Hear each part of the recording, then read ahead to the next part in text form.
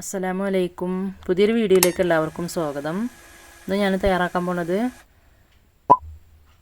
നേന്ത്രപ്പം വെച്ചിട്ട് കലത്തപ്പം റെസിപ്പിയാണ്. അപ്പോൾ അതെങ്ങനെയാണ് തയ്യാറാക്കാൻ നോക്കാം. അപ്പോൾ അതിന് വേണ്ടി 300 ഗ്രാം ശർക്കര എടുത്തിട്ടുണ്ട്. ഇതൊന്ന് മെൽട്ടാക്കി എടുക്കാം. പിന്നെ ഒരു 1/4 കിലോ പച്ചരി എടുത്തിട്ടുണ്ട്. ഇത് 2-3 മണിക്കൂർ കുതിർത്തെടുത്തിട്ടുണ്ട്.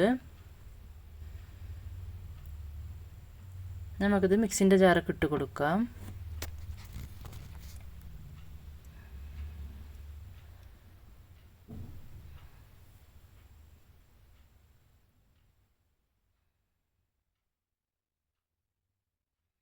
പിന്നെ കുറച്ച് ചോറ് ചേർത്ത് കൊടുത്തിട്ടുണ്ട്. പിന്നെ ചെറിയ കഷ്ണം തേങ്ങ ചേർത്ത് കൊടുക്കുക. ഒരു 4-5 ഏലക്കായി ചേർത്ത് കൊടുത്തിട്ടുണ്ട്.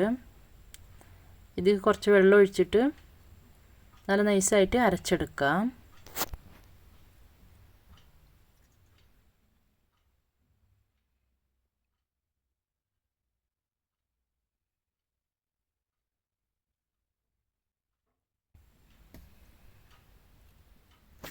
നല്ലോണം നൈസായിട്ട് അരച്ചെടുത്തിട്ടുണ്ട്.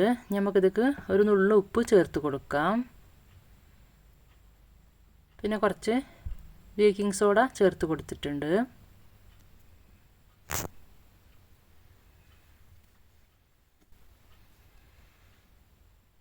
ഇതൊന്ന് മിക്സാക്കി എടുക്കാം.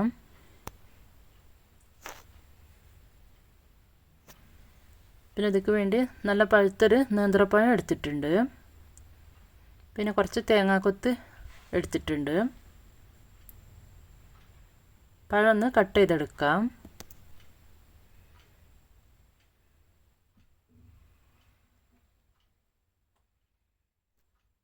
നമ്മൾ ഉരുക്കി വെച്ച ശർക്കര അരിച്ചിട്ട് ചൂടോടെ മാവുക്ക് ഒഴിച്ചു കൊടുക്കാം.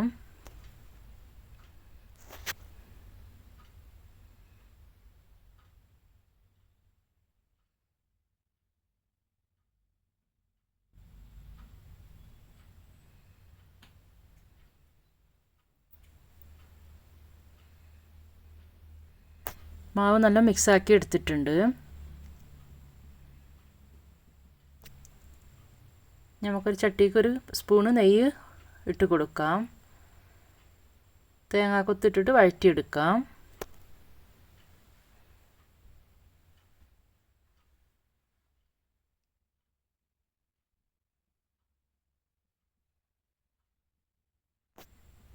നമുക്ക് കുക്കർക്ക് കുറച്ച് വെളിച്ചെണ്ണ ഒഴിച്ച് കൊടുക്കാം.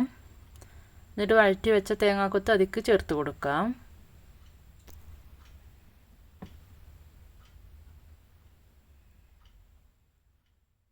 നമുക്ക് തയ്യാറാക്കി വെച്ച മാവ് ഇതിക്ക് ഒഴിച്ച് കൊടുക്കാം. പിന്നെ കട്ട് ചെയ്ത് വെച്ച പഴം ചേർത്ത് കൊടുത്തിട്ടുണ്ട്.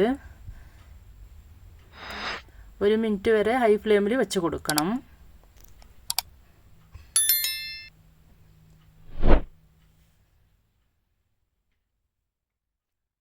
അപ്പോൾ ഇത് വിസിലിട്ടിട്ട് മൂടി വെക്കാം 1 മിനിറ്റ് വരെ. 1 മിനിറ്റ് ആയിട്ടുണ്ട്. നമുക്കിതിൻ്റെ വിസിൽ മാറ്റിയിട്ട് ഒരു 6 മിനിറ്റ് മീഡിയം തീയിലിട്ടിട്ട് വേവിച്ചെടുക്കാം.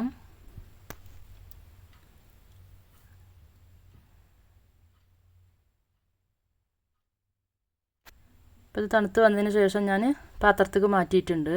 സോഫ്റ്റായിട്ടുള്ള കലത്തപ്പം റെഡി ആയിട്ടുണ്ട്. അപ്പോൾ ഇതുപോലെ എല്ലാവരും തയ്യാറാക്കി നോക്കണം. ഇന്നത്തെ വീഡിയോയിൽ ഇത്രയേ ഉള്ളൂ. പുതിയൊരു വീഡിയോ ആയിട്ട് വരുന്നത് എല്ലാവർക്കും അസ്സലാമു അലൈക്കും.